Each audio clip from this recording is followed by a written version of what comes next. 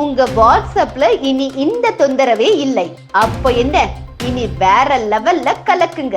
முன்பு தகவல் தொடர்பில் எவ்வளவு பின்னோக்கி இருந்தோமோ அதற்கு நேர்மாறான உலகத்தில் வாழ்ந்து கொண்டிருக்கிறோம். ஏனென்றால் சில ஆண்டுகள் பின்னோக்கி சென்று பார்த்தால் நம்மிடம் தற்போது இருப்பது போன்று அனைவரிடமும், அதாவது குடும்பத்தில் 4 பேர் இருந்தால் 4 பேரிடமும் மொபைல் போன் இருந்ததில்லை. குடும்பத்திற்கு ஒரு மொபைல் போனாவது இருந்ததா என்றால் அதுவும் கிடையாது. கடிதங்களே பெரும்பாலான இடங்களில் தகவல் தொடர்பிற்கு சாதனங்களாக இருந்தது. அதற்கு பிறகு தந்தி வந்தது. அதற்கு பிறகு ஒரு ஊருக்கு ஒரு லேண்ட்லைன் போன் அந்த ஊரின் தபால் மற்றும் அஞ்சல் அலுவலகத்தில் இருக்கும். அதற்கு பிறகு சில வருடங்கள் கழிந்தது. அதனால் அந்த லேண்ட்லைன் போன் சிலரது வீட்டில், வசதி படைத்தவர்கள் வீட்டில் இருந்து ஆரம்பித்தது. அதற்கு பிறகு ஒவ்வொரு டீ கடை மற்றும் பெட்டிக்கடைகளுக்கு அருகில் STD பூத் என்று ஒரு மொபைல் போன் பேசும் இடம் அமைக்கப்பட்டிருக்கும்.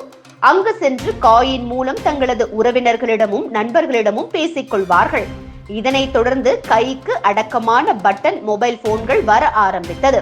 அதிலும் குறிப்பாக நோக்கியோ அப்பொழுது மிகவும் பிரபலமாகவும் அதிக பேரால் பயன்படுத்தப்பட்ட ஒரு மொபைல் போன் சாதனமாகவும் நிறுவனமாகவும் விளங்கியது. காலங்கள் செல்ல செல்ல பட்டன் போன் சற்று பெரிதாக மாறியது. அந்த நேரங்களில் குடும்பத்தில் ஒருவரிடமாவது இது போன்ற செல்போன் இருப்பது வழக்கமாக இருந்தது. அதன் மூலம் தங்களது தகவல்களை பிறரிடம் தெரிவித்து வந்தார்கள். அதோடு தொடர்ச்சியாக பல கம்பெனிகளின் மொபைல் போன்கள் இந்தியாவில் குவிய ஆரம்பித்தது. பல நிறுவனங்கள் இந்தியாவிலேயே தனது நிறுவனத்தை தொடர்ந்தார்கள். இந்தியாவிலிருந்து மொபைல் போன்கள் தயாரிக்கப்பட்டது. அதற்கு பிறகு தற்போது நம்மிடம் இருக்கும் ஆண்ட்ராய்டு மொபைல் போன் நம் கைக்கு வந்தது.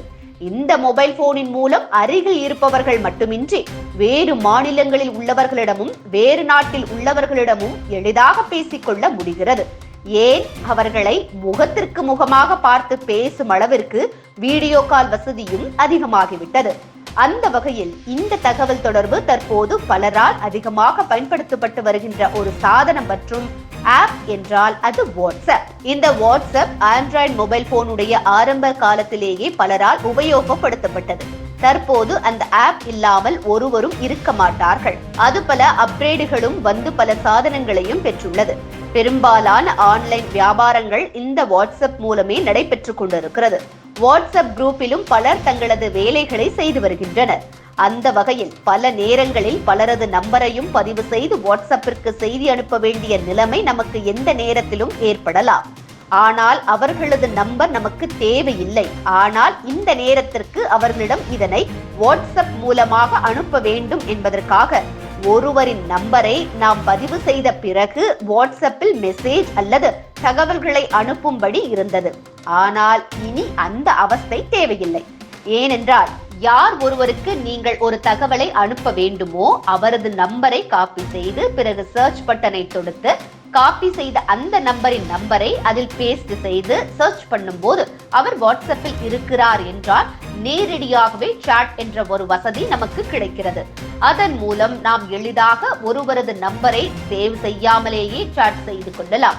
இந்த ஒரு புதிய வசதி பலருக்கும் தற்போது தெரியாமல் இருக்கிறது.